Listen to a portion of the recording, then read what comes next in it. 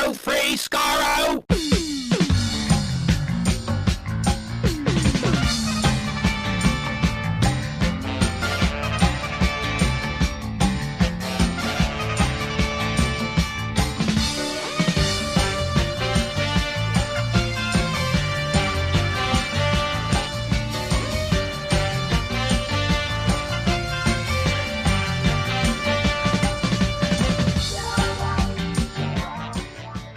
Hello everyone, welcome to Radio Free Skaro, episode number 818.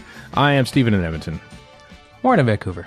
And Chris in Edmonton. This, for the second straight Friday, we've had some pretty cataclysmically amazing and crazy Doctor Who news. Last week being R2D and this week being a whole bunch of action dolly sets. So we will we will get to that later on in the episode. We're also we have the first episode of our Edge of Destruction commentary, which we had intended to put last week up until about Thursday. We were going, you know what? It's kind of a slower news week.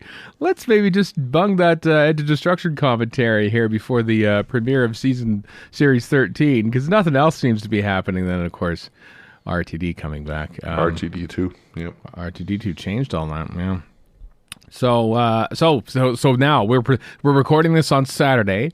We're assuming there's not going to be a new Doctor announcement between now and the time this episode comes out. Which means it probably will happen. Yeah, that would be current levels of BBC Doctor Who promotion bad. Starting to get annoyed by the promotion of Doctor Who. I don't know if anybody else has noticed this, but we're still waiting for a premiere date that it totally won't be October 31st. No, it would never be October 31st. It's not going to be that. But we don't know. We don't have a trailer. We don't have anything else. This is perhaps what happens when, the promotional arm of Doctor Who gets folded into the promotional arm of the BBC, and you're just one of 800 programs to be. And the BBC's track record is nothing special to begin with when it comes to promotions. So. No. Was this where you seg into your rant about CTV sci-fi? God, please do tell. No. Given it sounds like a comparable situation. A little bit. No, I just in past, Warren, as you know, we've complained about CTV. Space, when Space, the science fiction station here in Canada, signed on. The Imagination Station. It was the Imagination Station. They used to have, like hosts and inner space, and there was like personalities and stuff, and then of course everything just sort of got whittled down by Bell Media. Generic garbage. Hooray. And now it's just all the channels on CTV are called CTV something, CTV comedy, CTV drama, CTV sci-fi, and the Twitter account like tweets about 3 times a week. And it's what this is? This is basically Much Music was the harbinger of all this. Much Music went from well, I guess MTV did too, where they just went from showing music videos for a bunch of economic reasons to a bunch of reruns, and that just kind of showed where everything else was going to go, because it doesn't make any, and I'm not defending them here because I think it sucks, any economic sense for them to put what little money they did put into inner space, etc. No, but now it's just bland, and it's just like, just one of many different things. It's so weird. I might have said this before on this podcast, so apologies if I have. But basically, the Twitter accounts of TV stations and TV networks have, and I know this because I worked at the TV station when Twitter was sort of just starting up, and everyone was wondering, what do we do with this Twitter account? And it was, I guess, well, I don't know, Steven, do you got something to do? Maybe you can program tweets. And so, like, for the burgeoning moments of Twitter on the TV station I worked at was me plugging in pre-written tweets. And then the promotional department, because once Twitter was becoming bigger, they took it over and they were all active. And then, of course, those promotional departments get laid off and whittled down. And now, guess what? It's Gus in accounting is an intern is now once again plugging in pre-programmed tweets. Twitter has gone from like afterthought to only thought to once again afterthought. So like promotion of things is just. I think the great philosopher Homer Simpson put it best when he said to the networks, "The lesson, boy, don't try." That's pretty much what it is. Maybe they're thinking, well, Netflix never promotes anything, are they? Because just like, I guess this thing's on Netflix now. That's probably what it is. They can't compete with streaming, so they're not bothering. Also, let's be honest here, a lot of these CTV adjunct networks are kind of a write-off and sop to the CRTC. So why should we expect anything more out of them than we're getting? A little bit. I don't know. It just, it's I mean, so we should disappointing. expect more, but... I know, but, you know... We had to look at Doctor Who's, if you will, competitors. You know, Star Trek Picard had a full 2-minute trailer, had a release date of February 22. This is what, back in near Star Trek Day, wasn't it? Like early September or something like that? I believe so, yeah. So boom, look at that. You know what you're looking forward to, and you know when you can look forward to it. And here we are. This is coming out October 3rd. As we're recording this October 2nd, it's probably going to be Halloween, but we only know that because of Scuttlebutt, and there's no actual official announcement of when it's coming back. There's nothing. There's no build-up to the show that we love it, and it almost is like, as a podcast, I feel like I'm having to tell people about the show so that you can listen to the podcast about the show. I'm both promoting the podcast and the show about which the podcast is about. I mean, you're mostly right, but there's a hell of a build-up for 2 years from now. So there is. There we are. That's the thing. And here's the interesting thing is that, think about him what you will, but I do notice that on his Twitter feed, Edward Russell, former brand manager of Doctor Who all the way up until the end of the Stephen Moffat era, is back at the BBC for the first time in 4 years. Is that Doctor Who related? Is he working for the Russell T Davies era? Say what you will about Edward Russell. At least we had a brand manager expressly looking after Doctor Who. And I feel the promotional efforts during the Moffat and RTD eras were a hell of a lot better than they are during the Chibnall era. And people are blaming Chibnall. I don't blame Chibnall. I blame the fact that marketing is now much to do with him, really. Under the BBC. Yeah, it's just another show for the BBC to promote or not promote, as the case may be. Well, think of some of the grandeur that existed before, like, you know, world tours and whatnot for the Capaldi years and all the New York stuff for Smith. Well, I mean, COVID kind of puts the kibosh on a lot of that anyway, but... granted, but... It does. But, I mean, there's online. I mean, you know, we have a 1 minute, it was a teaser, that the trailer that we got. You know, it was like, mostly just reaction shots of different characters. We don't see anything from the actual stories themselves. We don't have episode titles yet. We don't have writers. We don't have anything. We have directors only because people have gleaned agency websites to find out who's directing these things. We don't know who's been writing them. We don't know who's in them. Nothing. I'm not saying you're wrong, because you're not. But I am also reminded of how up to very close to the 50th, we didn't get a hell of a lot of promotion. And everybody was like, what's going on? Are they getting rid of Doctor Who? Is Doctor Who being canceled on the 50th? Am I panicking like a fan? Yes, I am. Right. So it's not quite there. Like, there is actually more neglect happening here from what I can tell. But it does remind me of that. Yet I get all the hate mail about saying RTD might be putting the series to bed. Controversial. I never said that. I'm saying that's the fan journey to insanity is what that is. It really shows you. We're referring to Chris's thinking that RTD was being brought back to kill Doctor Who. Yeah, I've been thinking about that, Chris, and you are dead wrong. There's just no way in hell. I don't want to be right. No, I just I don't want to be right. It's just my pessimistic nature, is what Chris is saying. It is. I am a cynic by nature. I find it. I mean, obviously, I think you're wrong, Chris, but also I found it very much almost just a sign of perhaps older fandom in Doctor Who. Oh, yes. Who has been worried about the cancellation of the show since about 1985. And I completely include myself in that. I'm not even trying to get off the hook here. When you've already been through, albeit, you know, in a completely different world, at a completely different age and all that kind of stuff, when you've been through the era of JNT, I want to go. Can't find anyone else. I want to go. Can't find anyone else. I want to go. You got to do this. Yeah. And then they finally put the show to bed. Like that kind of colors my my perception of RTD. It is. You'll admit it is a little like, irrational. We can't find anybody else. You got to come back, Russell. One has nothing to do with the other, but I get where you're coming from too. Yeah. I understand because I'm an old fan too, and I'm like, what are they going to do? How could this possibly turn bad? So I understand. Correlation is not causation, but I mean, you can't ignore history either. Guess not. But that is old history when Doctor Who was sort of on its last legs. Oh yeah, absolutely. And you had a BBC that was in the 80s. You had a BBC that was completely against the show and very much. And it's so cheap and horrible. And why would anyone watch this? We're embarrassed to produce this. It was not a flagship at all.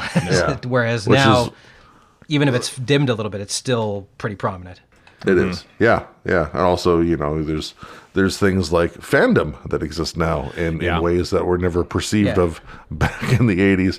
If we had Tumblr and Twitter and whatnot in the can you imagine Tumblr in the 80s? My word. If we had all that in the 80s, maybe things might have been different back then. I just imagine Goth's ascendant. If 80s Tumblr was a thing, we would have a Goth president by now. Mm-hmm.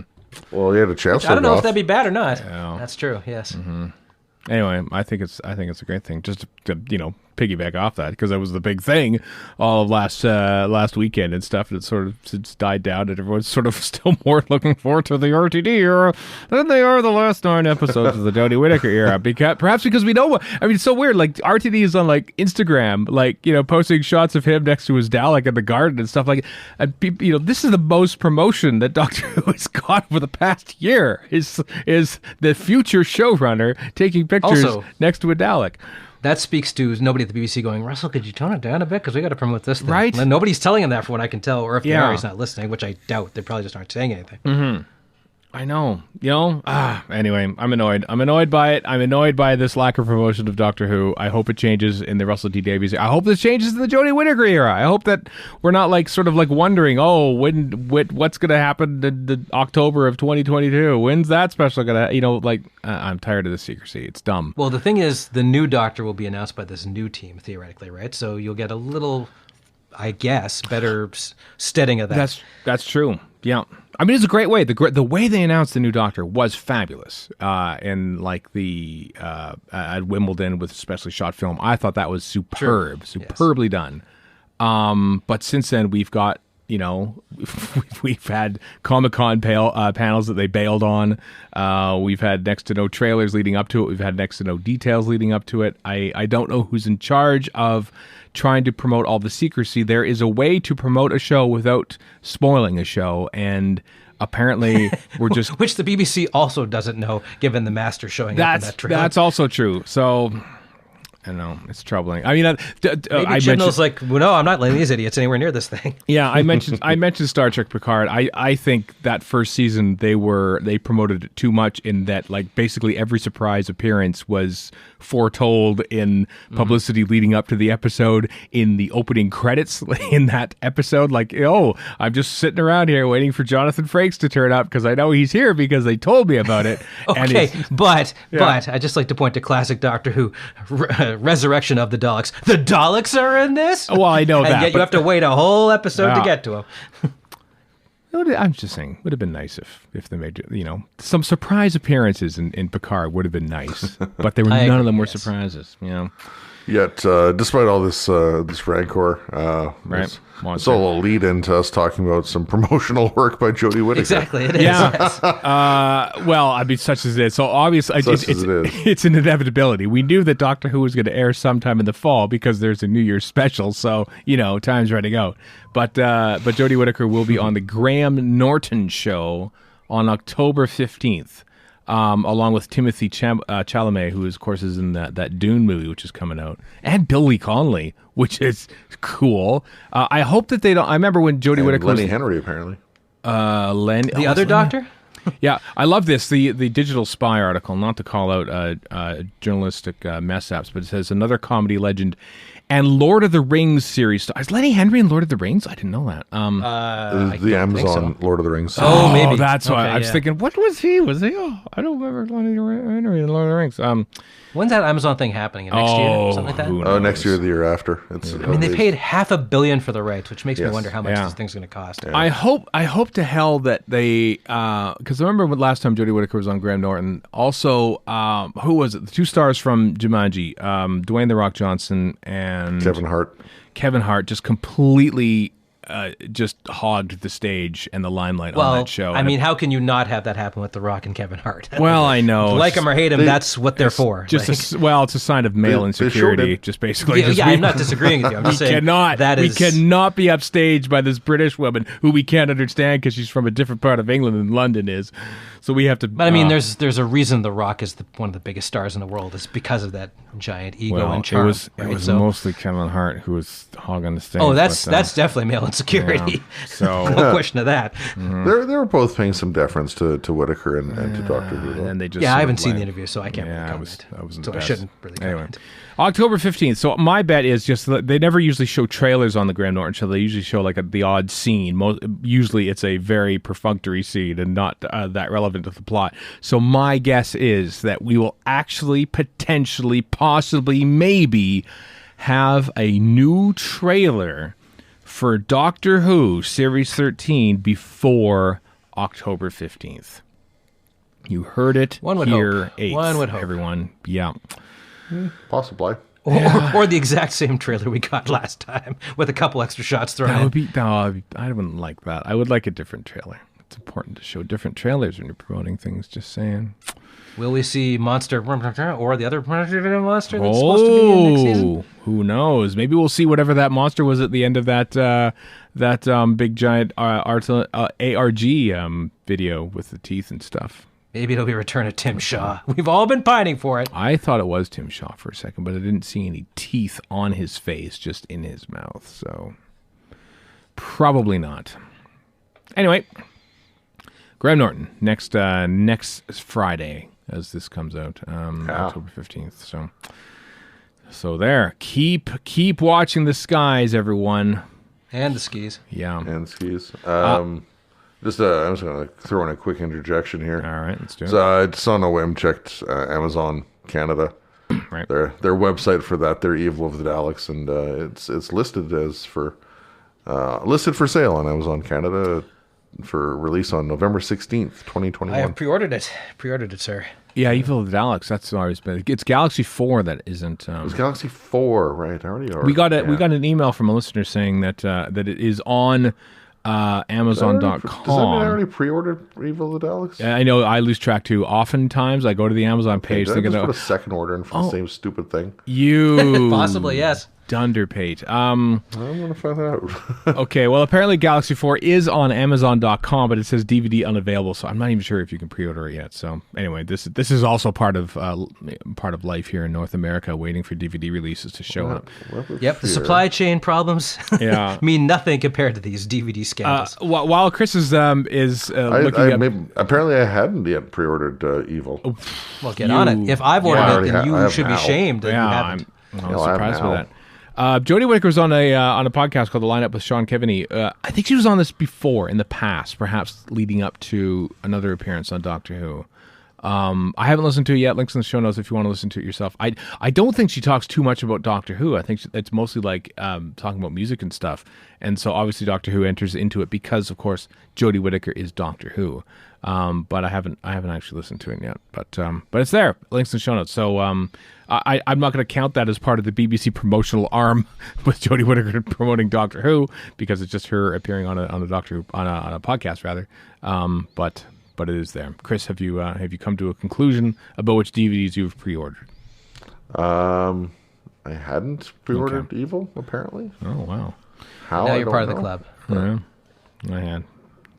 November 16th. That'll be halfway. That'll be 3 episodes into the Series 13 run.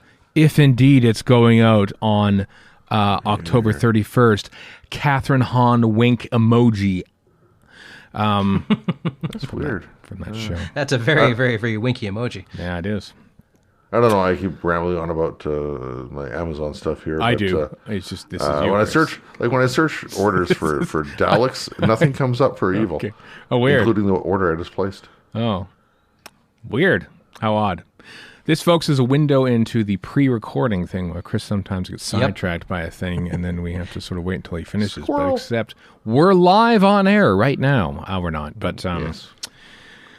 But we might be in the future. We did a live stream. I don't know if we said that at the very end of the last episode. We did a live stream talking about the RTD stuff, and we might do it again. Not about the RTD stuff, but just I don't know, special. We might do it. I was thinking, like, would we do it for episode reviews when it comes out?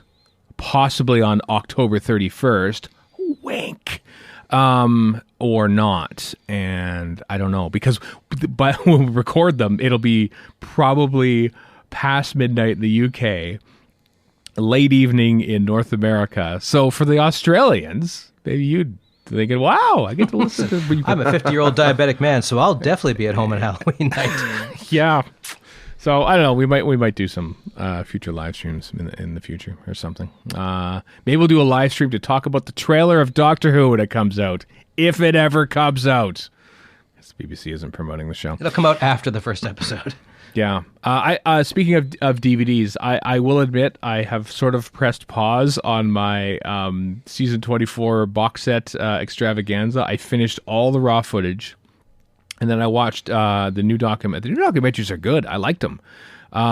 They're not from the usual crew. Was it 10 Acre Films? I can't remember who was directing them and stuff. But there was a really good one on season 24 as a whole. There was a good new documentary about Delta and the Bannermen, because they'd never made one for the original DVD release. I really liked them. So I've watched the documentaries. I've watched all of the raw studio and location footage. Insane and also crazy. It was a little bit, and afterwards I'm going, you know what?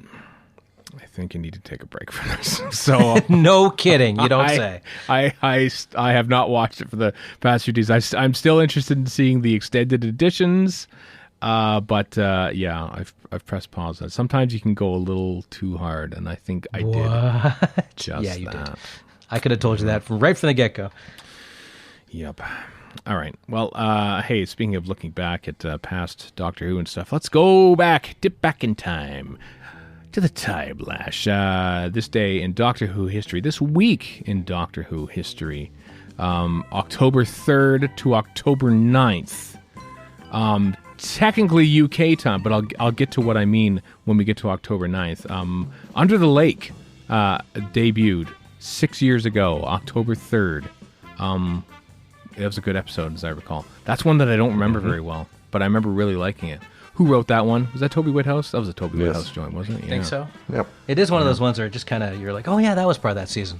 Like right after it happens and you just forget about it. The Gangers strike me as like that too. That was Series 9, the series of the two-parters for the most part. It was, I know. This is the thing. I watched 25 hours of raw studio and location footage, and your brain melted. It does a little bit. Like, first, I love Series 9, but it's not one that I've, like, you know, because we're older now. I don't sit and play. Okay, I do sit and play Lego and watch Doctor Who, but I don't do it as often as I did when I was a kid, where I was just like, I'm just going to play Lego all day and just... But you I was could going to if say, you would. so that's not much of a ramp down, to be honest with you. It actually is, but I don't do it as often. And there's more Doctor Who and other stuff to sort of loop in the background. And I don't loop new series Doctor Who as much as I should. I really should just put it on the background when I'm editing podcasts for work, because then it's just there. Because that's how classic Doctor Who seeped into my brain in the first place. It was just background noise. And But just, here's the thing: is that a good thing? Do you want it to have seeped into your brain? It's kind of nice to go back and go, oh, I like this. No, as opposed to having it just as background noise. No, because I have to admit, this is going to sound silly, but there's a slight guilt factor that modern Who hasn't sort of become, like, you know, shorthand for me as much as classic Who. I laugh, but I am the exact same way about the new Star Wars stuff. I'm like, I could name any single one of the creatures from the original trilogy. I could probably get 60% of the way there with the prequel trilogy. I couldn't tell you who anybody besides the main characters are in the prequel trilogy. And I kind of like the prequel trilogy. I know. Yeah, exactly. Right? You know, because you could probably name the characters as they're actually named, and also what Kenner Toys decided to name them. Probably. And it's only because it's burned into my brain from when I was a little kid studying the Sears catalog. And whereas now I'm like, oh, that's Plune, blah, blah, blah. Who cares? Yeah. Like, whatever. I'll look them up if I have to. Yeah. Which I won't. As much as I love this will sound silly, as much as I love the Peter Capaldi era, I've probably seen Series 9 as a whole like 4 or 5 times. This is clear. it. It's all it is. All it is age. It's age and having stuff to do. Like, It is. It's like I as know. a kid, your brain is going a million miles an hour, and you've got nothing but time. Yeah. So you just commit yourself to this stuff. And as an adult, your brain is not going a million miles an hour. At least mine ain't. Yeah. and you just got way too much other stuff to handle. So it just Yeah. goes in the background, and that's not entirely a bad thing, honestly. Yeah. So, pop quiz then. What's the real name of Walrus Face? Walrus Man? Oh, I don't know. I don't care. I like There Walrus you go, Face. Warren. You don't know. No, he doesn't know. Okay, fine. Wow, you got me, Chris. You got me. Walrus Wow. Face is like Pod Fawnbar. Yeah, or something, isn't it? yeah. It's just, I can tell you what his sound is. Yeah. Ponda Baba or Baba. Ponda Baba. Baba. That's right. Ponda So Baba. pretty close. Pretty close. Ponda Baba. Okay, well, I reason- may have been speaking exaggeration to make a point there, Chris. I know, crazy. The reason I know this is because Ponda Baba will allow me a little self promotion here. Ponda Baba features heavily in the Yoda Savings Alone Christmas special, which I put out last Christmas. Indeed. I like how you on just YouTube nailed me page. to the wall with this Star Wars lawyer, Chris Burgess. Yeah. Well done. Yeah. Well, I mean, because Stephen mentioned, what Kenner decided to call them versus what their actual names were. Because the Kenner toy is Walrus Man. I guess I'm handing I love in it. my copy of Bantha tracks then. Walrus Man. It's so great. It's so great when you think about it. I mean, this is why the Deadpool console has 5 sides instead of 6, because people just looked at the photos and go, I don't know, squid head? Sure, squid head. There And we you go. know what? I kind of miss that, frankly. Me too. Not everyone needs I kind a of miss backstory. when Luke Skywalker's head was 3 times the size of the figure's body, because people just didn't care. No. Let's go back to not caring again. Yeah. Those days. Speaking of not caring, I have no idea what this means. Kill the Moon. Kill the Moon! Peter Harness's first entry into Doctor Who, which People I cared am a lot about that. still very much a fan of. Boy, was it controversial. Controversial. Killing the Moon and doing what the Doctor Name did. 3 characters from that, Chris. Huh? Yeah. Well, there's Tony Asoba. Tony Asoba was in Asoba, it. yeah. There's the Doctor. That's That's an an actor. actor. What's her name was in it, and They got, what's the little I girl? wasn't. It wasn't Yeah. actually. You weren't actually supposed to do it. I was trying to make a point about Yeah. your previous nonsense. I can't remember the little I didn't girl's make name. claims. You did. Yeah. I can't remember her name. You remember her? Started with a C? Yeah. Chelsea Dagger. No, it's not that. I don't remember. Anyway. I don't know. Mostly because I don't think I care anymore. That was a heavy episode. I just remember, like, I liked it. And then everyone was like, oh, okay, this is mildly controversial, killing the moon and stuff in the year 2040, but they did it. And, And it's okay because the big giant dragon space creature pooped out another moon right away. So it's right all away. That's just Moon how pooping. it happens. That's how you do it, baby. Pooping. good. Yep. It's I called just the reset button. I just thought that the argument at the end between Doctor Who and Clara was like, whoa, this is like, this is Excuse me, it's the heavy. Doctor. I know. I like to call, because Peter Capaldi always called himself Doctor Who. I know. I don't care. I love it. I love that he did that. Besides, I've already been shamed into irrelevance by my lack of Star Wars knowledge. What kind of a fan do I call myself? Courtney Woods, as I look it up. Courtney Woods, thank you very much. Speaking of Tumblr, Yeah, she posted on Tumblr from the moon. that's right. Back when Tumblr was a thing in 2014. Ghostlight. I want I to was throw going to Ghostlight there. yeah, I know. I was going to say both Mind Warp and Ghostlight premiered on this day, October 4th, 86 and 89. 2 of Warren's favorite stories. I don't mind Mind Warp, although it's kind of gone down a bit. I was watching it lately, but Ghostlight I still hate with the Fire of a Thousand Suns. Ghostlight as well being the last recorded story. There's a second level of importance there. Yep, it's a show that killed off Doctor Who. This is one. Yeah, way to go down on a low note. What are we doing here? I still think it looks great. This makes no sense. Yeah, who cares? Yeah, it looks and sounds great. It is packed with too many ideas, many of them dumb. That's my Yep, opinion of that's Ghostlight. a very good summary. Yeah. But it looks great. It looks really good. Well acted, good casting, the great music from Mark Ayers, incomprehensible nonsense. That's my main opinion of Ghostlight. I like Mind Warp. It feels like I like it. fanfic. I like Ghostlight, always have. I know you do, yeah.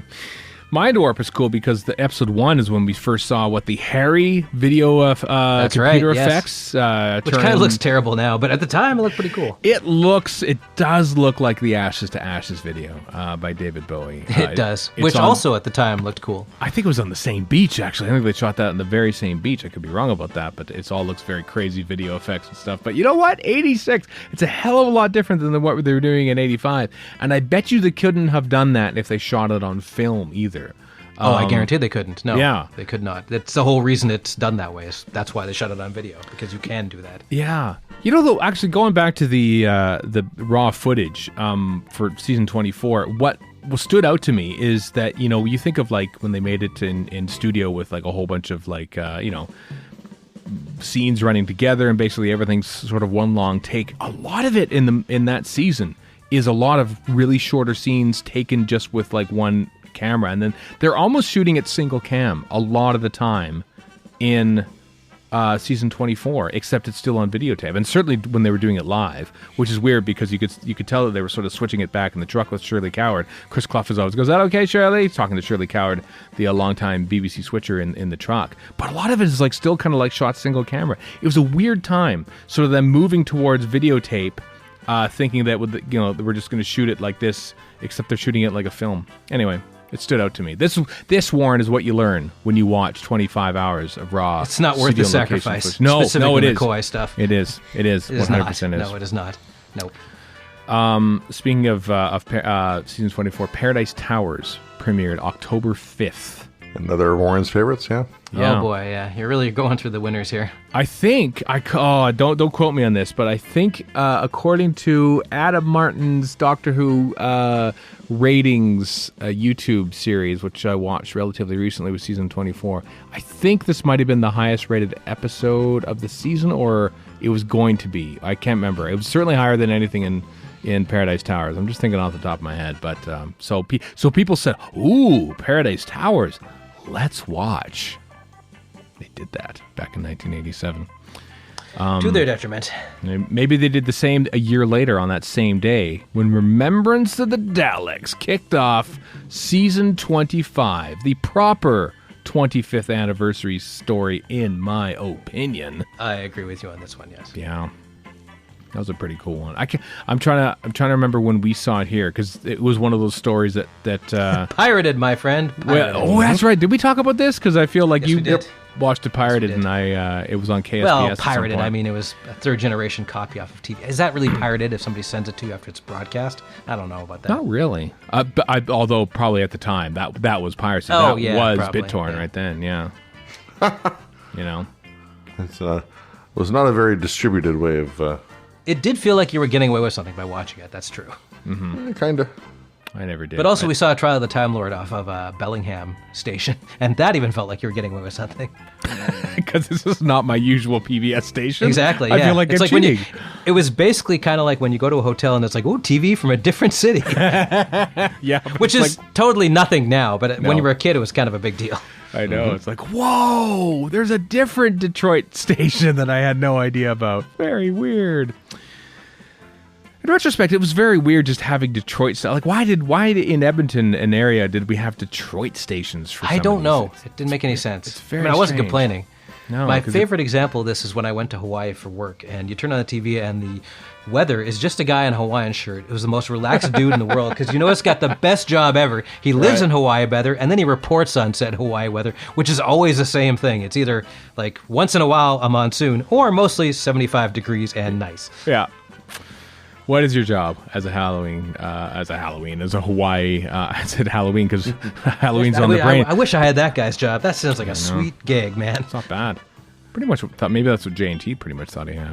I could just sit here in front of a blue screen and say nothing all day and be lauded for it by fandom. Sounds about right. Anything else jump at you here? What? We mentioned Jodie Whittaker. The Woman Who Fell to Earth would be a big one there. October 7th, 2018. Only 3 years ago did Jodie Whittaker's time on Doctor Who premiere on a Sunday night, the first proper Sunday night premiere. I recall that Waters of Mars was on a Sunday, and then I forget which Christmas falls on many different days of the week, depending on the year, too. So it wasn't the first time a Doctor Who episode expressly aired on a Sunday, but it was the first time that a series aired on a Sunday.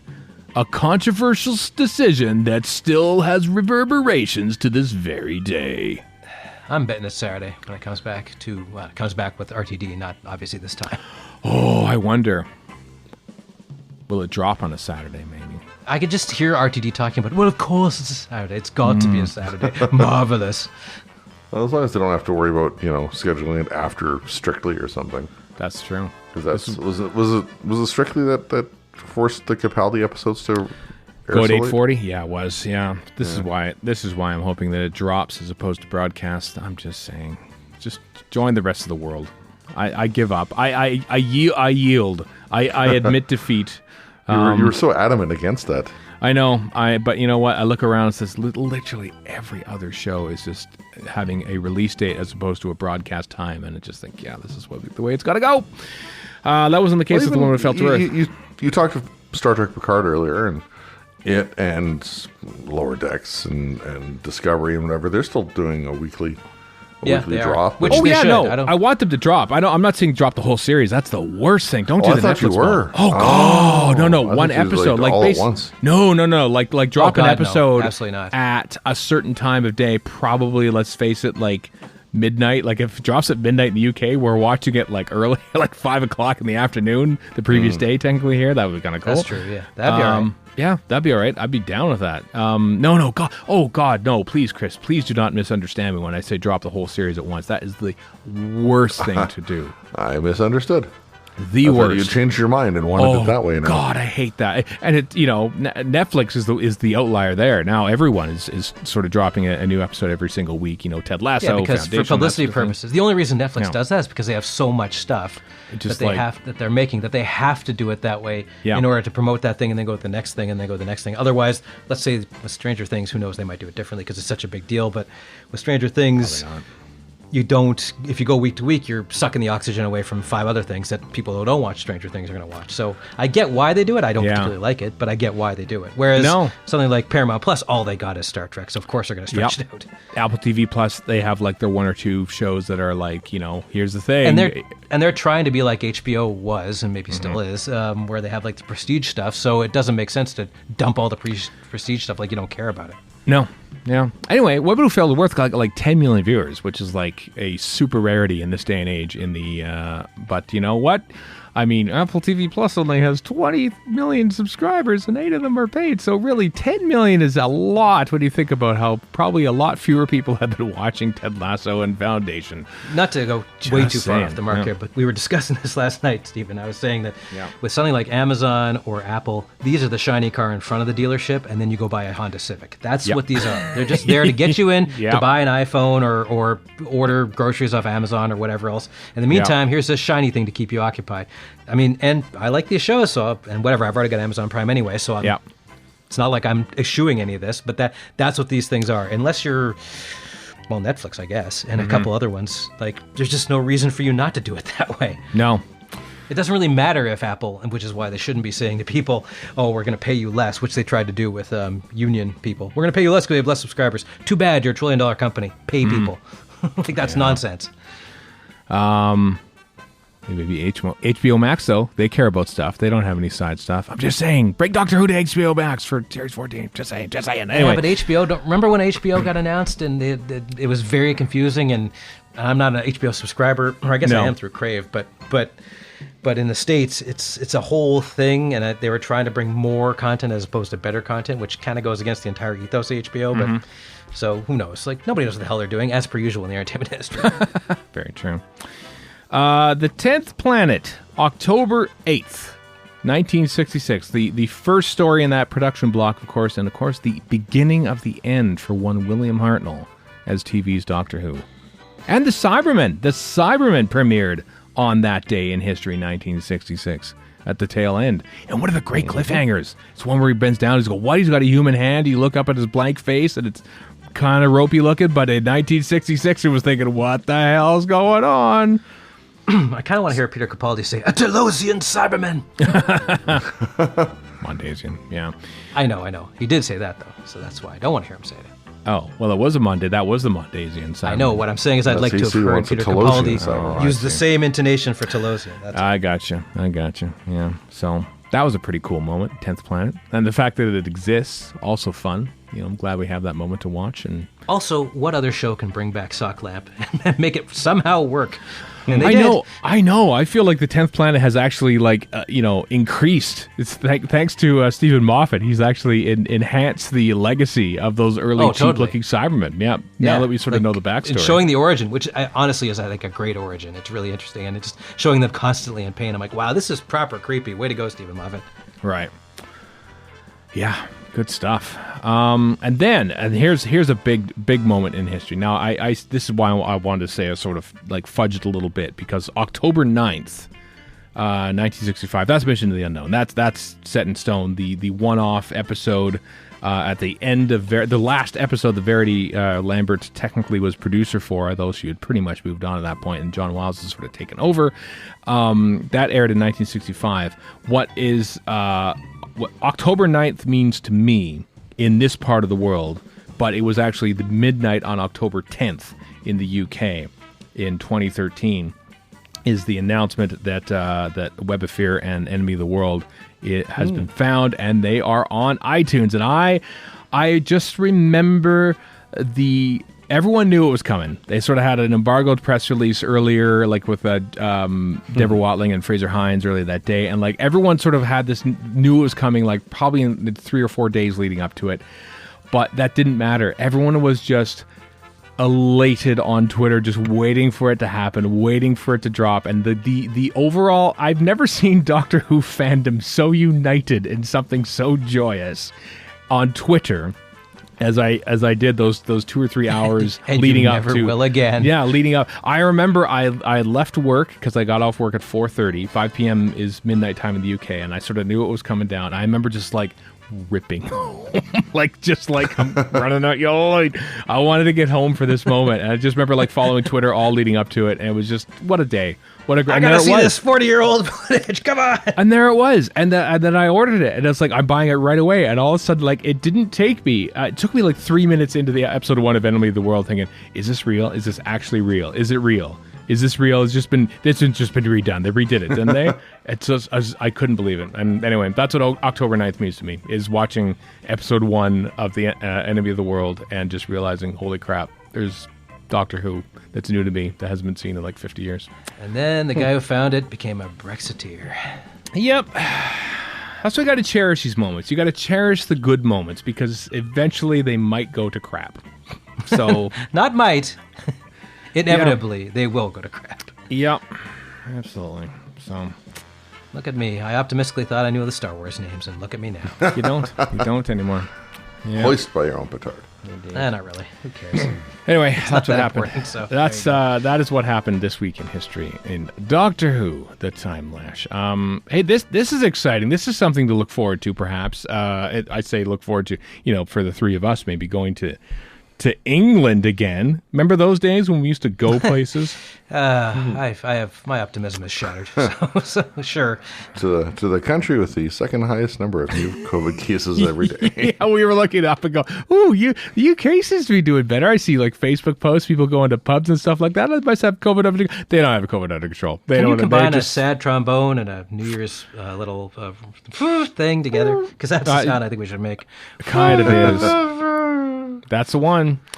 What we're talking about is a new Doctor Who science exhibition will tour the UK starting in May of 2022. Doctor Who Worlds of Wonder, where science meets fiction, with further international tour dates being planned. That's intriguing. I wonder if... in Alberta. Well, you know what? We do get those little tie-in science things sometimes, but I don't know if Doctor come Who on now. is big enough entity. New York, Toronto, London, or nobody. New York, London, Rome, Springfield. Exactly. New York, Paris, London music. Everybody talk about Munich. Pop music. Munich. What did I say? Music. Oh, I jumped to the line already. That's You why. did. Music in Munich. Everyone talking about Pop Munich? Pop Munich. I'm really glad Chris is here to correct us on these things. It's very important. It brings me back to the Radio Free Skaro of yesteryear. Mm-hmm. Anyway, that's kind of exciting. You know, there's a picture, there's a rendering. Learn about the science behind the face of Bo, perhaps, or Cassandra. So obviously we're Newsflash: there isn't any. It's made up. Yeah, obviously we are only dealing with the end of the world. One episode is being covered in this whole science exhibition, and that's it. No, maybe there'll be other stuff. I'm sure there'll be other stuff. I need to know the science behind. I don't know, the mutants. That'd be awesome, because I'd love an exhibit of like the science of how to go through the spinning fan blades. Just like, ooh. And they just show a mannequin getting shredded to bits. Yeah. Here's what a normal human would do. Just guts flying everywhere. Wow. How'd you do that? Oh, we just filled a mannequin with pig guts. For science. This took a dark turn, and it's all my fault. Sorry. It did a little bit. An exhibit on spitting and breathing. I don't know. Bro, right. That sounds like a great idea in the age of COVID. This is fab. Let's take the science. We take a scientific look at Britney Spears' Toxic. Here we go. This is that is an exhibit I would very much pay attention to. Tickets will be available for purchase to the general public from October of 2021. Hey, that's right now. So look forward to that. This is from the official Doctor Who website. So it's an actual thing. It's an actual thing that's going to be happening. And, sometimes I like to, if I'm planning an international trip or something, sometimes it's just good to have here is a thing that I want to do. So you're not just sort of going there and going, okay, well, I'm here now. What do I do? So this might be one of those sort of benchmark things in the late spring 2022. Hopefully this time, when the world has completely got this thing under control, at least for the most part, maybe we can go places again, because I'd really like to go to London, England again, because it's a neat city. So would I. I just, COVID has beat the optimism out of me. A little bit for me too. Anyway, let's talk about some Big Finish. Only one Big Finish this time around. The full details of The Year of Martha Jones, the upcoming Big Finish release featuring Freeman as Martha Jones. The stories have been, there's 3 different stories. The Last Diner by James Goss, Silver Medal by Tim Foley, and Deceived by Matt Fitton. Those will comprise the box set coming out in December of 2020. Well, see, Big Finish even puts out the stories and who's written them and stuff like that 3 months in advance of when it's coming. That's right. Humiliate them by proxy, why don't you? I will. Sometimes 3 years in advance. So, yeah, I know. I haven't ordered this yet. I'm kind of tempted. Like I said, it is a great idea. So yeah.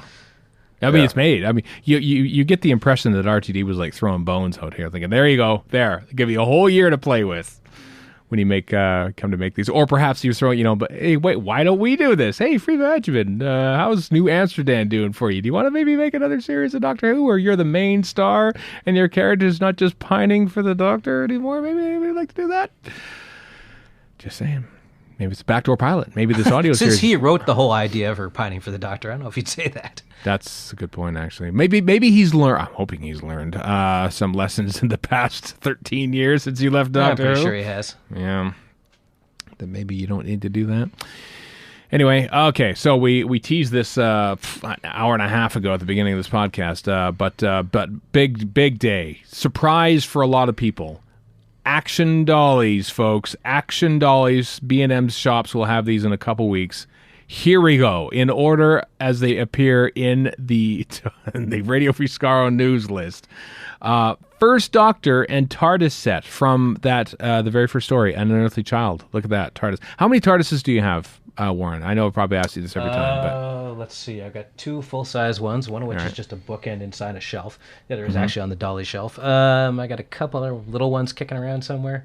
I think one's a decoration on my editing computer setup.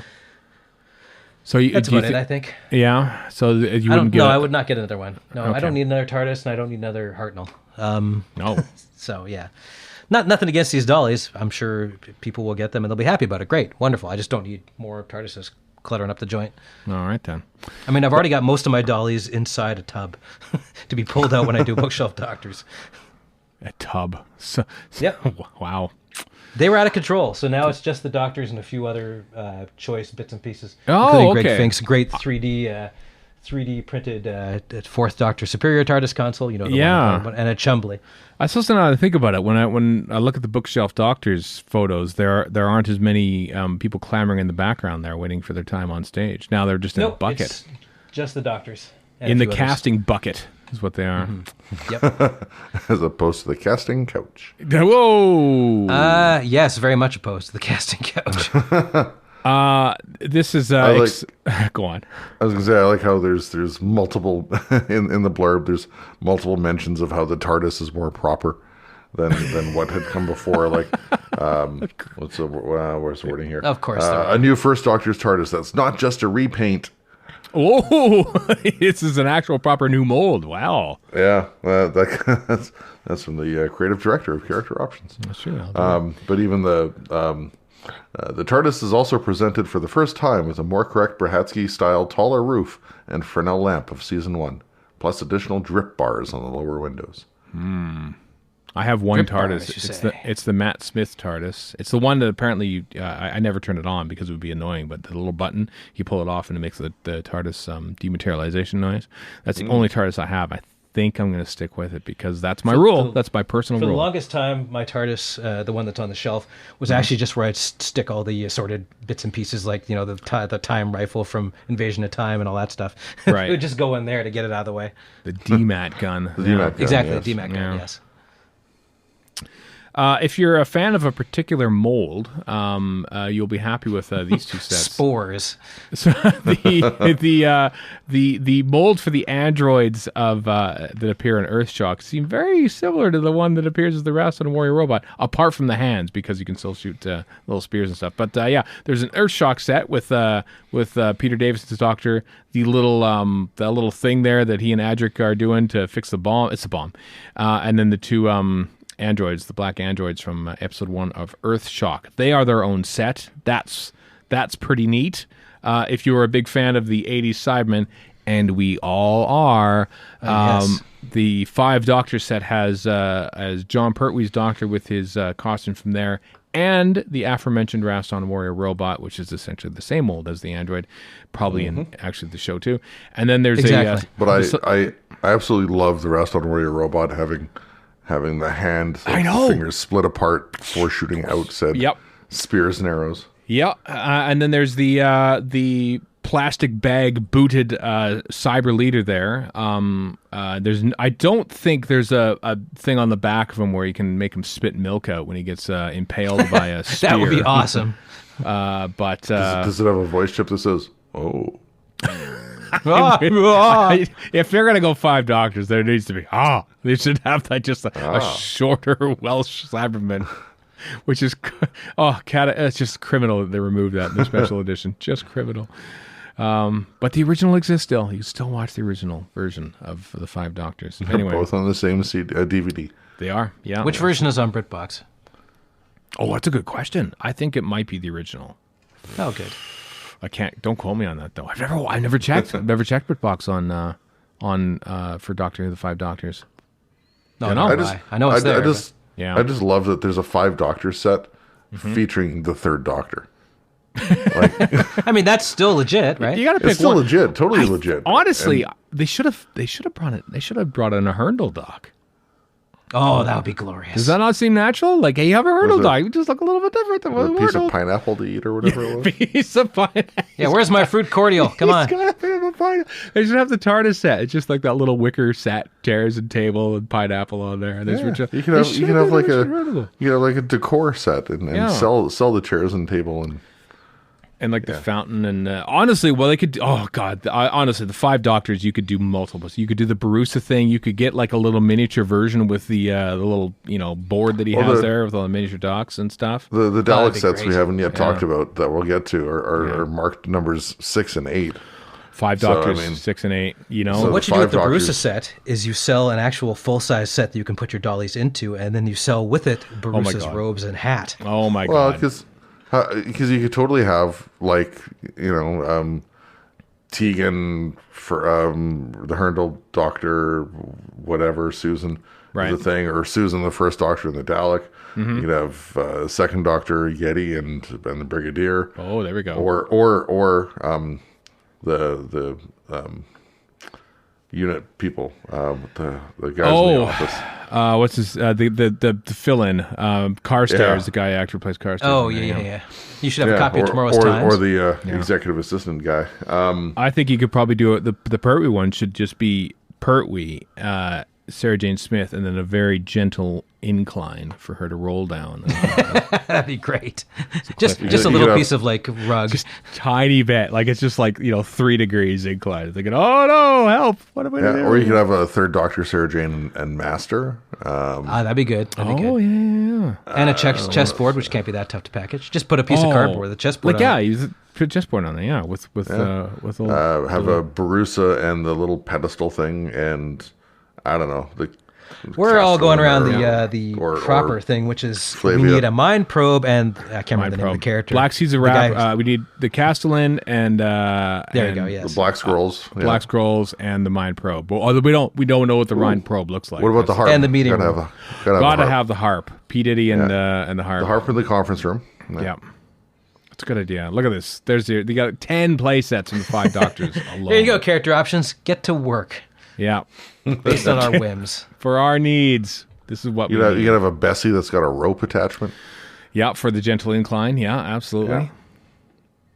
Works. Daleks, yes, Chris mentioned Daleks. History of the Daleks, sets 6 and 8. Did they come out of the 7, or are we still waiting for 7? I don't know what the... Great question. That is a great question. The number 6 is Evil of the Daleks.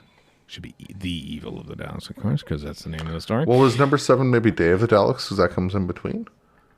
I don't know the numbering of these things. You'd have to go through the web. So we usually rely on merchandise.thedoctorwhosite.co.uk, a great site for all the this episode brought to you by the merchandise site of Doctor Who. It's not at all. We just use these links a lot. So I just looked up Day of the Daleks is set number 7. There we go. Okay, perfect. Which makes sense because it comes in between Evil and Planet. It does. Planet is number 8. Also, I like how we cap on these androids and the rest of the world for being the same mold. Again, these are all repaints too. Let's be honest here. Well, let's face it, all that they actually were though. That is accurate. Oh, of course they were, yeah. And the same with the rest of the world and the androids too. I'm sure it was the same costume. I have to think it. Well, don't quote me on this. I don't know. Don't quote me on this, UFX, but there probably is. The Evil of the Daleks, with the Black Dome Dalek, and then another Dalek that does not have a black dome is there. You can get those 2 Daleks as part of the Evil set. And then the Planet of the Daleks, which I do believe were new molds for Planet of the Daleks. They are darker. Not black. What are they? Is that like really dark gray or something? What is that color for... the Planet of the Daleks. Yeah, dark gray, charcoalish. Steel something or other. Yeah.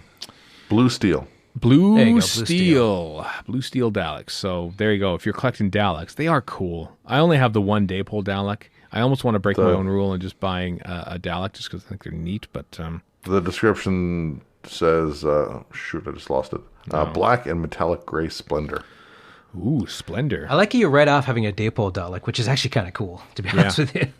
Well, it's the only Dalek I have. It's a Deadpool one from the 80s. It's the I think it's the Supreme that's got the black with the gold balls on it. I think. Can't remember. Have they ever come out with a dolly for the red Supreme from the RTD era? Which I'm sure weird they plates. have. Because that is a cool looking Dalek with the thing on its head and stuff. Got like extra little blocks on it and chunks. Yeah, I'm pretty sure they have. But who knows? There's a remark in the comments on the link in the show notes that this is the first of at least 2 sets for Planet of the Daleks. Oh. According to this... Don't move. According to this person who says even if they're saving Supreme and Lightwave Dalek for set 9. Is that what you're basing this on? Is that inside information, I wonder? Who knows? Anyway, those are cool. Those were dropped on Friday. B&M shops in the UK. I'm sure that you can probably find them elsewhere as well on the internet eventually. Here in North America and stuff. Like Who North America. This episode brought to you by Who North America. Or possibly in the Gallifrey One dealer's room that opens when we're on stage. Fingers crossed for literally everything. Yeah, exactly. If the dealer's room opens while we're on stage at Gallifrey One, I am calling that all kinds of win because it means we're at Gallifrey One and everything is better enough to be fair. at Gallifrey. That is true. Yeah. Also from ForbiddenPlanet.com, some enamel pins. Oh, everyone loves enamel pins. They're all the rage these days. Coming out November 23rd, 2021. Of course, famous in history for being the day after John F. Kennedy was assassinated. Is a 4-pack of TARDISes, different TARDISes from across the years, including a Bad Wolf TARDIS, perhaps presaging the return of RTD. I said this on Erica and I and Chip and Shannon Sutterth were on The Incomparable with Jason Snell. I think it's this weekend. I could be wrong about that. It might have even come out while I've been talking here. Where we were talking about RTD coming back and then also JMS coming back to do Babylon 5. And I mentioned then that the Bad Wolf thing being seeded throughout season 1 wasn't to foreshadow the return of Rose as Bad Wolf. It was actually foreshadowing the return of RTD to produce Doctor Who with Bad Wolf. That is what that whole thing actually meant. That is playing the long game. 16 years it took them to come up with that. Pretty impressed by that. But you can get a Bad Wolf TARDIS. I wonder if they actually, if I bet you that those little Bad Wolf enamel pins, I bet you everyone at Bad Wolf, when they're making the show, will have Bad Wolf TARDIS pins on. I would not surprise me at all. Yep. That's what they would do. Anyway, you can get them at Forbidden Planet. There's also a 7th Doctor Pink TARDIS from the Happiness Patrol. That's for Warren and Warren alone. Mm-hmm. Yep. Love it so much. Because he loves it. Want to show it off to everybody I know. Yep. There's the 9th Doctor TARDIS with the wrong windows. There's a pin for that as well. So all at Forbidden Planet, due for release on November 23rd of this calendar year. How about that? The 58th anniversary of Doctor Who. By the way, I'd just like to let you know that I did, in fact, order The Year of Martha Jones. Oh, did you? While we were talking, look at that. Wow. This is what happens regularly. We'll talk about it, and I'm like, yes, I should get that. And then I do during the show. Did you order it twice, like Chris did for Evil of the Daleks? Or, Nope. Just once. And just to not make you feel bad, Chris, when Web of Fear came out, I believe I ordered the audiobook by mistake. So don't feel too bad. Although you should feel bad about your earlier Star Wars lawyering. Let's not let that drown. Well, Web of Fear, I think it still says 2025 on Amazon Canada. So. Joy upon joy. That's already out and forgotten about in the UK. They move on fast over there where they get the releases in a timely manner. I know. God, they don't have fuel or anything or truck drivers, but they do have timely Doctor Who releases. So consider yourself very lucky, UK. Very lucky indeed. Big Chief Studios, what make them large scale Doctor Who figures, are putting out a massive set, including the 9th, 10th, 11th, and 12th Doctors Who, with a battered K9 from School Reunion as well. It is not cheap. It is not cheap for these, but they are highly detailed. I think that David Tennant's reaction, certainly from afar, looks a little extreme, but Matt Smith is bang on. I look at that Matt Smith figure and I go... Eccleston's basically perfect as well, I think. They always do great work. Well, it shouldn't be a surprise that Big Chief is knocking it out of the park as usual. Yeah, I know. Capaldi's pretty good too. All the hair, I mean, it's tough to get that hair because the hair is sort of all over the place and you sort of have to have it be a specific mold. So that there, but I mean, Matt Smith in the optional fez and everything too. Yeah, that's quality work from the 12th Doctor's got a Git box. He's got a guitar. Oh, he does too. Look at that. Oh, that's pretty neat. And jelly babies in the case. Nice. Nicely done. That's good stuff. Links in the show notes. And regeneration energy hands. Yeah. The Matt Smith one is really good. Mm-hmm. You mentioned these being expensive, like it's it's over £1,200. Like, was it $1,360 or something for the four of them? Money. Yeah. So it's like $2,000. That's a lot of money. If you're a rich fan, you want these, you could be spending it on worse things, I guess. Absolutely. You could buy a car for that much. Yeah. Shouldn't though. This is better for the environment. Several PlayStation 5s if you could find them. But man, why are you so cruel today, Chris? Yeah. Yeah, they're good stuff. It reminds me of I have a couple Doctor Who dollies, and I keep forgetting to put them out. I have a Doctor Who dolly for the 1st and the 11th Doctors when they came out around 2013. and they came in a lunch kit. Actual dolly, you mean? Like dolly, Barbie type dolly? Kind of like that big. They were sent to me. I can probably say this now because it's been 8 years. They were sent to me because I noticed on the BBC America website that they had accidentally put out the schedule leading up to the 50th anniversary. So I quietly contacted the BBC America press person saying, this stuff is on your website. Do you want it there? And this is, oh my God, thank you for telling us. And they were so grateful for me not like spreading it to all the world and telling everyone. They removed it like right away, and they sent me a thank you thing, and it was Doctor Who gifts. So I have those, and I revere them so much they sit in a lunchbox, and I've never put them out. So, and you probably forgot you owned them until just now. Yep, I did actually. I legitimately did. Well, maybe I'll put them out there. Maybe I'll add them up to my. They tower over my my other action dollies, though, so maybe I won't. But anyway, Big Chief Doctor Who Definitive Series Collection, links in the show notes if you have 1,300 pounds kicking around that you want to get rid of. Next up, BBV Productions is continuing to put out various different DVDs and releases a lot of uncut interview stuff from the interview series that they put out many, many moons ago. Like when Carolyn John and Nicholas Courtney were still alive, thankfully. Well, they put out an uncut version of the interviews they did with Nicholas Courtney and Caroline John on DVD, complete and unedited, with Bill Baggs. Links in the show notes. You can have a look at that. Unedited is your mantra, so you should watch it. That's true. Yeah, I want raw footage. I want like them sitting down and Nick Courtney sort of sitting in there. Okay, what do you want me? What's going on here? Doctor Who? Who never heard of it. Yeah.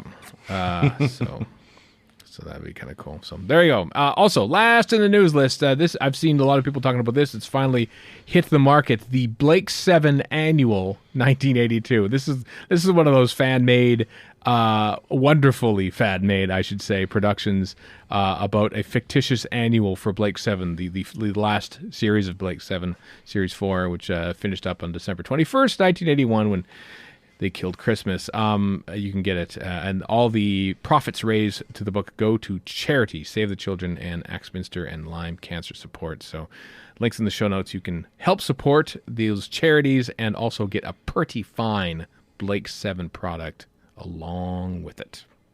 Huzzah. Huzzah. There we go, folks. That's it for our news. All of the news that we talked about is gone. Now it's just time for the commentary for episode 1 of The Edge of Destruction. Are the microphones wired in? All around the condenser, most merciful.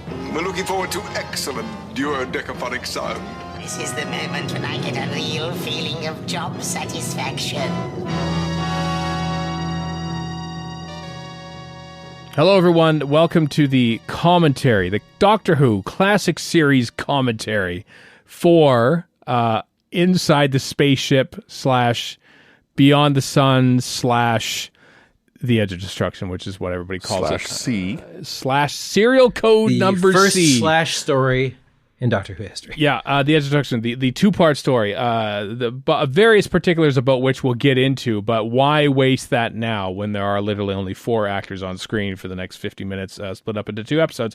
So let's save our precious banter for the episodes themselves. I assume you have your legally purchased DVD copy of the beginning box set, a superb box set, You betcha. except for the fact that there's the play all features that mess everybody up. How many people have hit play all and like started with the pilot episode and then gone into the actual episode when they play the first serial? More than you'd think, I bet. I think it's everybody, and there are federally funded support groups for that.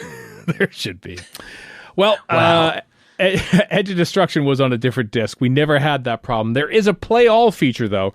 Do not press the play all feature because there is a little bumper that precedes the actual episode. I'm telling you this now, folks, so you can be in sync with us, at least if you live in North America. Here we go, everyone. Serial Code C, Doctor Who, Episode 1, The Edge of Destruction, in 3, 2, 1, play. So I know it's still first season. Yep. Still early. They're still finding their feet and all that. But, and it ran through the gunfighters, but it's still sometimes weird to see individual episode titles on the screen because so much of the show doesn't have that, and that's what you used to. I know it's but it's amazing to think that how many episodes of Doctor Who are there? Like 846. How many classic series? Like 700 and some in the classic series. Some things. Just think how angry some nerd back then had to be doing this all by hand. I know. In their little duotang. Like literally a seventh. I still love the stat that I saw in Who Graphica by Simon Guerrier, Ben Morris, and Steve O'Brien. In that. A quarter of the entirety of Doctor Who, in terms of numbers of episodes, occurred before the 5th anniversary of the program. That's how much Doctor Who aired in the 1960s. Wow. You're doing 44 or whatever episodes a season, a year. Yeah. Here we see, by the way, for following along at home, there's a photographic backdrop of the TARDIS wall. Richard Martin's doing this eerie pan across. Just to show you that we are actually watching the episode in question. Yeah. Is that two different? This is only 2 different directors, or no? Yeah, that's a very Schwarzenegger commentary. And here I am doing a thing, and I'm going to describe what I do. It's funny. It was Brian Grant on the first Series 1 box set. He directed the Long Game, and he basically, I don't think anybody told him what he was supposed to do. He's basically narrating. He's cutting off the rest of the people on the commentary, like Bruno Langley, and saying, here is what happening in this thing. We know what we're watching the show. It's not described video. What are you doing? Yeah. I mean, I'm sure I would have watched that, but I don't remember it. I remember it at the time. Got some big hair here. It's the 1960s, baby. Actually, those pants are pretty great too. She's wearing her costume from the Thals, from the serial B, the mutants. Thank goodness, Hartnell Complete Stories never had episode confusion or controversy. It's Warren, you always have a go at me for production codes, and I mostly go after production codes because it annoys you. But at the time when they were making the show, essentially it was like serial code C. Which word are we doing? C, because they had just individual episodes. This story does not have a proper actual complete title. It wasn't like, we're going to call this one The Edge of Destruction. That just happens to be the name of episode 1. Rather amusingly, the name of episode 2 is essentially the same thing. It's The Brink of Disaster. I mean, if it was a 4-part story, it would be getting different, the almost blown up. The Cliff of Uh-Oh. Yeah. The Big Owie. Mm-hmm. The Cliff of Uh-Oh was a Cheers episode, I believe. Yeah. No, as you're saying, Chris, this is one of that's a weird quirk of the first season of Doctor Who. In that, I think, what is it? An Unearthly Child, aka 100,000 BC, aka the Tribe of Gum, that had one director, AKA that being Serial A. being Walrus Hussein. Daleks had 2 different directors. This has Marco Polo had 2 different directors. Marco Polo did. Keys of Marinus had, I think they had the same. I think Mervyn Pinfield did all 6. Frank Cox, who directs episode 2 of this, directed the last 2 episodes of The Censorites after, is it John Gorey? No, John Gorey, who directed episode 4. Anyway, you see what I'm going at here. It's like they were mix and matching. Whatever. You want the next week off? Sure. Do this one. Mm-hmm. That's all well and good. You don't need to know them. What, the directors? No. Well, you don't need to know those either, actually. Oh. No, you don't need to know the production codes. It's fine that they used it as something to get their jobs done properly. Right. Of course. But that's like, I don't know, to know the scene numbers on a particular script. Like, you don't need to know this to enjoy the show. Well, no, you don't. But they're also there because that's the order of production and broadcast. Yes, I know. Not necessarily, but I remember a Twitter trend where Chris, you in particular, would refuse to do it. I think I'll watch a little 6C. I'm like, what a pretentious thing to say. Why would you watch Time Flight? No one would want to watch Come on, I just picked one out of the sky because I don't remember. That's a good one to pick from the sky. Because I think it's a waste of time when I could be remembering equally esoteric garbage, which I do. Yes, I did. Yeah. I'll say this. That was my effort to try to learn the damn things, and it never stuck. I have willingly not tried to learn the individual episode titles. I feel like if there's one thing that I don't need to know, it's the individual episode titles. It's all of it. You don't need to know any of it. I know. I'd like to know the Steel Sky or whatever. That's episode 1. Now, to be fair, Chris, I take it back then because I thought you were just being a pretentious jerk on Twitter. In fact, you were also trying to learn these titles. Yeah, it was a bit of A little from column A, a little from column B. Yeah, I mean, I listen, as I've said before, but hey, people might be doing it to the podcast. I had a Doctor Who episode guide. It was called the Doctor Who Encyclopedia of Doctor Who, volume A to D. They only ever published 2 more after that. They never finished the whole encyclopedia. And each entry at the end of it basically had the entry like, animus, and blah blah blah blah. The animus is something like this on the web planet, and then at the end, it would say in brackets N. I think, what does that mean? Because there was a story guide, like whatchamacallit, a story guide. What's the word I'm looking for? Episode Synopsis. guide. Program guide? Yeah, program. A set episode guide at the head of the book, and that's what you would reference. And so, just by going through that book and going back and forth, they just burned it in my mind. It did not take long. It did not take long for me to learn those. That's how when you have like Jean-Marc Lefissier's program guides and whatnot, all the stuff is there. I never had that book during my I did, and I still formative learned years. damn codes. So I imagine that if there was a way to sort of like a similar way where they would list all the individual episode titles, and I needed to go back and forth to reference them a lot, I bet you I'd probably remember them. As it stands, I think Celebration don't. had the production code right next to the title as well. They did too. Yeah. Beat of Time, I assume, as well.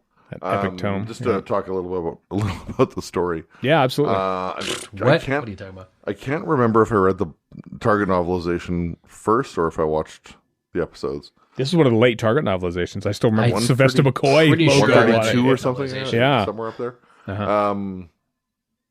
I can't remember which one came first, but I remember, at least with watching the first episode here, the the notion of the bandage when it goes clear, the wound is healed. I always thought that was a cool thing. It was clever, especially for a show like this. Essentially being shot live. We also missed the first appearance of the food machine, which did not have that many appearances. No, we missed the last appearance of the food machine. It's quite the 1960s concoction. You mean in the chase? It was in the Daleks. It was in the Daleks first, and then I think this is his last. Oh, right. No, it was after this as well because it was in the Space Museum. Space Museum, right? Not the Chase. Space Museum. Yeah, it appears on film as Space Museum. That's right. That's some good floppy acting there from what's her name, Caroline Ford. Caroline Ford does a pretty good performance in this. I think her performance in this as a really a murderess. It's actually a very chilling performance, and it really makes you realize that, oh man, they wasted her on this show. And like, she was only here for a year. They told her that she's gonna have like telepathic abilities, and no, she's just gonna scream. Which we get a glimpse of in the Sensorites, and not very much of it. Oh, careful there, William Russell. Careful. Oh boy, if this is the 1968, that skirt would be a lot shorter, and this would be a very tricky scene to shoot. But it's already a touch tricky. Never remade it with Victoria. Yeah. This is what I think they shot this 64, I guess it would be. So the legend, not a legend, the story goes, it's quite fascinating because obviously this is a 2-part story. Obviously it's set entirely within the TARDIS. If you have watched any network TV show or Star Trek The Next Generation enough to realize that, the shows they need to save money on are the ones they just have on the standing sets with no extra actors. And that's exactly what this is. But those are written into the budget, like on current shows. Like they always write in a bottle episode because they know they're going to run out of money on something somewhere. Yeah, take the budget from that and put it onto the big finale or the 2-part thing or something like that. Or they overspend at the beginning and they're like, creepy. That's what we got. That's actually a good reveal there from Richard Martin, like as he pans over and she's holding the scissors. I've always liked the pose. Yeah. Oh, careful there, camera. Camera 2. That's some good bedhead too.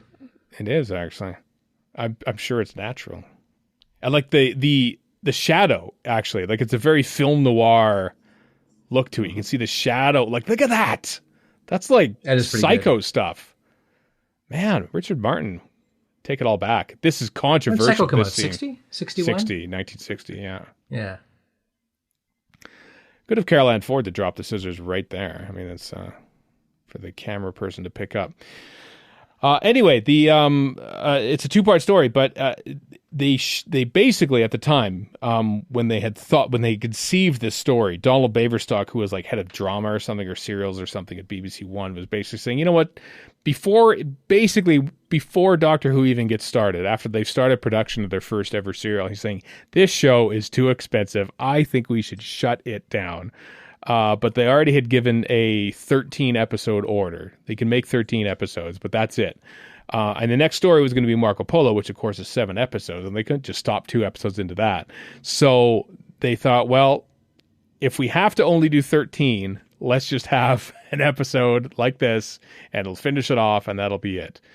And so that's what it was written under. Nobody told the cast. The cast themselves just assumed that the scripts weren't ready for Marco Polo, or the sets weren't ready, and they had to do a quick little 2-episode stopgap thing because of that. Nobody was told. It's fascinating. On the DVD box set of this, all the documentary starts with them going, and they were just recounting the false story of that the sets for Marco Polo weren't ready, because this is just what they were sort of like guessed or were told. But at the time, they think, no, actually, the show could have been done before you were even aware of it. So, but by the time they started recording this in January of '64, I mean, the Daleks were already a hit.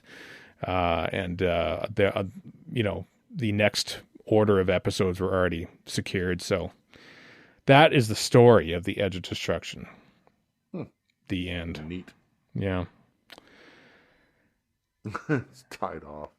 It's a little bit, yeah. It looks like, I mean, he hit his forehead. It's across his forehead, fair enough. But in general, it looks like such a useless thing. It's Time Lord tech. It does look like it's supposed to slip off there, doesn't it? Mm-hmm. Or maybe pull his wig off. I was going to say, yeah. Pull his wig off there. Yikes, I never noticed that.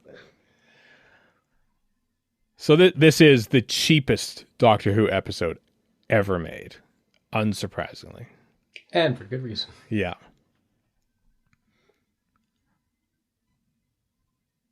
Back to the creepy smock she has going on here. Mm-hmm. Fault locator. God, the TARDIS set was huge back in those days. Yeah. They crammed it into a corner. I mean, it's not like the paper printout is on casters that are plainly visible in the long shot. No. Because they are. Also, of all the episodes, this has... this most feels like a filmed stage play. Like, I could see this being a stage play. Yeah, very theatrical. Yeah. I'm getting some meddling nun vibes off of Susan here. And the Wimple. Susan Foreman's A Handmaid's Tale. Yeah, or Gidget or something, or yeah. Like, she's really good, Caroline Ford, in this. She's really, really good. Mm-hmm. Yeah, I mean, you're right. Susan as a character was rather wasted. Yeah. I don't know if that's because there were just, three companions is just too many, or they just, why give the young girl a meaty role, or as Sidney Newman said in his notes, need a young kid to get into trouble. That's basically what Susan was. So the times I've had 3 companions. That's a young girl. She was a mother by this point. The 5th Doctor team and Jodie's team, and Jodie's team is probably by far the best in terms of using. Well, even then, Yaz gets destroyed at this deck.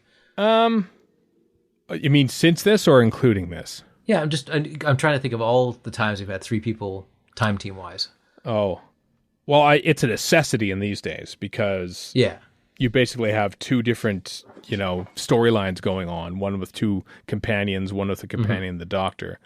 So but then the only other times you've got it is the 5th Doctor, and then currently, not currently anymore. I guess currently it will be. No, I guess it won't now. No, it won't John be. Bishop and Yaz. Yeah, but I think overall, even though it wasn't perfect, the 13th Doctor handled it best. I don't know about that. Well, I mean, compared to the 5th Doctor's setup. Oh, yeah. Because even in the 5th Doctor setup, they basically said, we have 3 companions.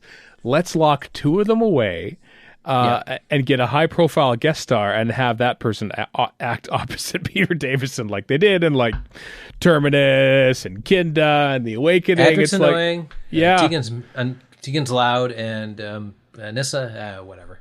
She's going to take off, whatever. Who cares? Studied some sort of vibrating sound device in the TARDIS.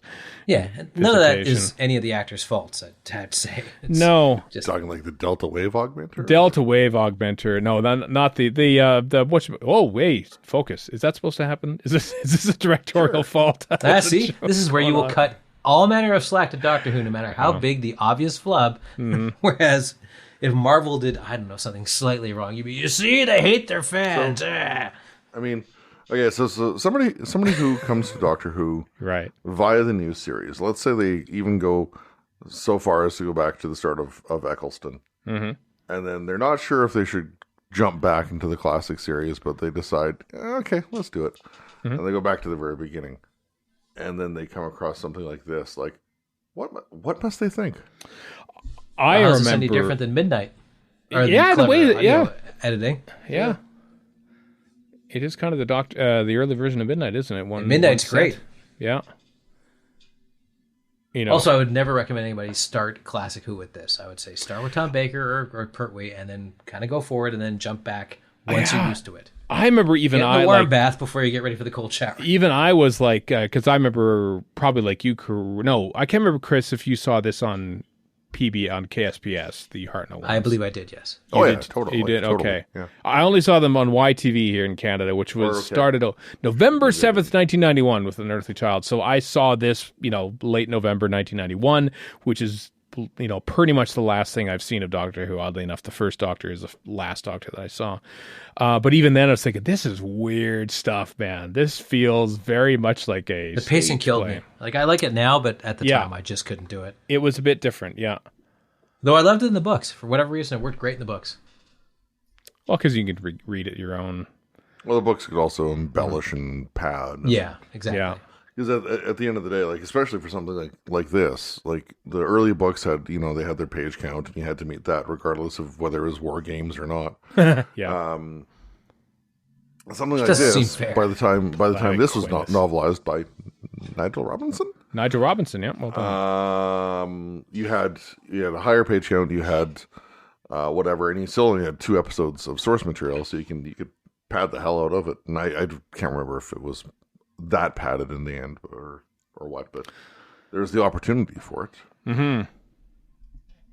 I mean, I have problems with modern television, which Warren is somewhat referencing there, based on mostly an off mic conversation. Yes, I am. Basically, Stephen doesn't like anything that isn't Doctor Who. He's very bitter about new stuff with references to other stuff.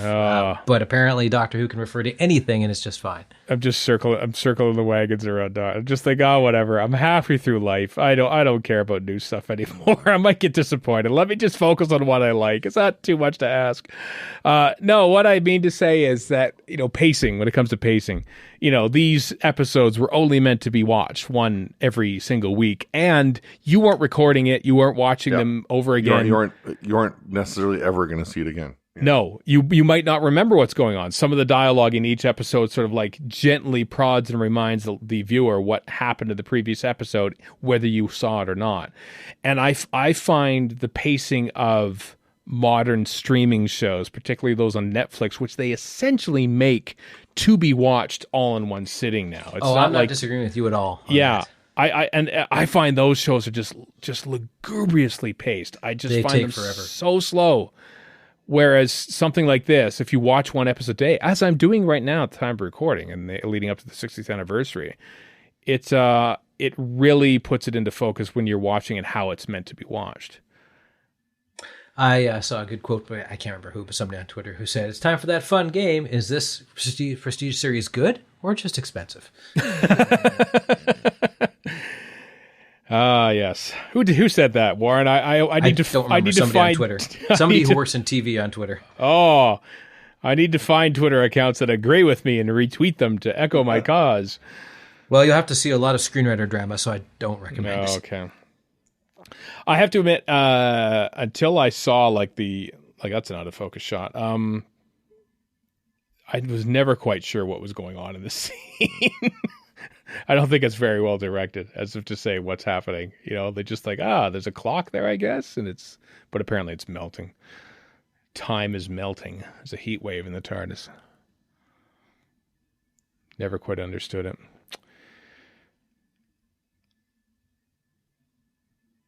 But for what, Ian? I don't know what you're talking about. It's kind of a nice little pose they've all got going there, though. Like I said, very stagey. Hey, he's bringing a fruit cordial. I had to look that up as a kid when they had it in the TARDIS for the 5 Doctors. What the hell is a cordial? Oh. And what is it? I believe it's an alcoholic beverage. Oh. It's like an old-fashioned or something like that? I love a good old-fashioned. I could be wrong, but I think it is, yes. Now I'll do what I couldn't do in 1983, which is look it up on my phone. I mean, you could try in 1983, but you wouldn't get fruit, sugar, and water. So basically, it's lemonade, essentially. Oh, okay. Fruit, sugar, and water. Yeah. I think like something like Ribena is not considered a cordial. I just always found it very strange, this little cocktail party they were having in the midst of the 5 Doctors. Oh, it's odd. And they have like tables and stuff, and Richard Herndl like can't eat pineapple, and it's a bit bonkers. I always found it funny when people lost their minds about David Bradley playing the first Doctor. I'm like, you do realize this happened before, right? Okay, yeah. Calm down. Man, if it wasn't for Herndl, like, I don't know if we would have accepted David Bradley. I think we would have, because it was something that went on TV and we just had to suck it up. That's true. I mean, hell, they've recast Spock a billion times since Leonard Nimoy died. So I mean, why not? Like, we have any say in the matter? Yeah. No, the fans should be writing it. The fans know better. Okay, yeah, sure, whatever you say, internet. It's a tricky thing. I've said this before about Big Finish, because they've had to recast a lot too because of actors passing on or just not being available and stuff. And it's like the characters live on more so than the actors who gave them life in the first place. Think of watching Adventure in Space and Time.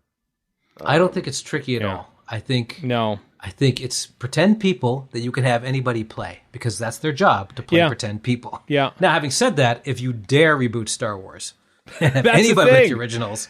I'm a hypocrite. What's his name? The cat who played Han Solo in the Solo movie. At the time, bad. I thought, how could you? Oh, you are messing with fire. How can you duplicate Harrison Ford? I thought, you know what? That was an enjoyable movie. He did an okay job. And what's his name? Oh, God.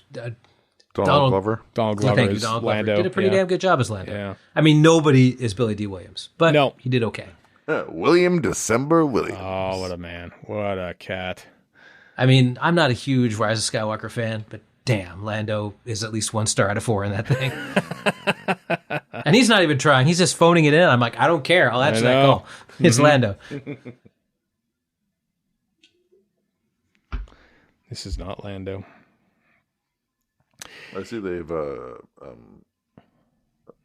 started wearing the same outfit. They're wearing the same outfits here. Those are the nightgowns. This looks like an allegory for depression without any sound in it. Well, I think Doctor Who needs to spruce up his evening attire there, because we have some black gowns for you to sleep in. I'm thinking, all right, that's usually a little suspect. Yeah, usually I bear back there. What's going on here? Usually, we wave curved knives in the air and stuff at midnight. NXVM. What's? Yeah. Oh.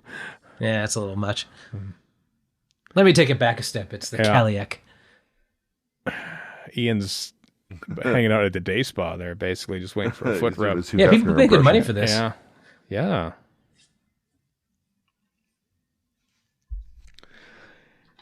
I've got the audio turned up very slightly, but this bit of stock music makes itself known in future episodes of Doctor Who as well. Particularly the moon base, I want to say, when the Cybermen are walking on the surface.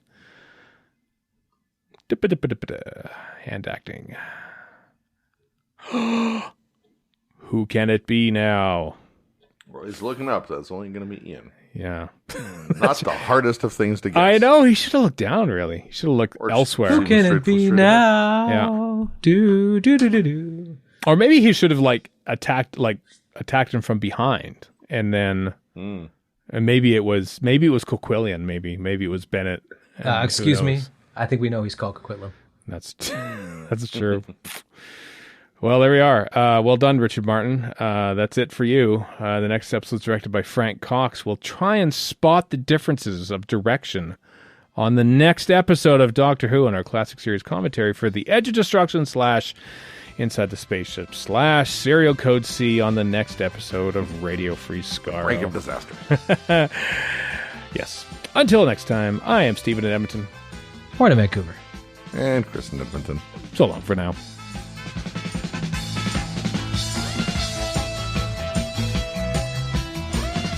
You've been listening to Radio Free Skaro.